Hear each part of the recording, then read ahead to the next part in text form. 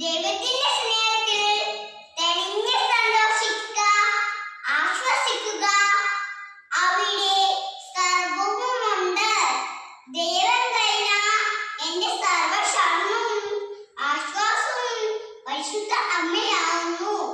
നിഗളം കൊണ്ട് പിശാചുകൾ ഇറങ്ങിപ്പോയ ആകാശത്തോട് എളിമയെന്ന പുണ്യം കൊണ്ട് നമുക്ക് കയറിപ്പോവാം. കർത്താവിന്റെ സഹനത്തിൽ പങ്കുകൊണ്ടെങ്കിലേ അവിടുത്തെ സ്നേഹത്തിലും നമുക്ക് പങ്കുള്ളൂ. എന്റെ അമ്മയായ കന്യകാമറിയത്തോടൊന്നിച്ച് ജീവിക്കുന്നതിന് എനിക്ക് എന്നിടവരും. ഞാൻ എന്റെ ദൈവത്തെ സ്നേഹിക്കുന്നു, എല്ലാവരും തന്നെ സ്നേഹിക്കുന്നതിന് സദാ ആഗ്രഹിക്കുന്നു.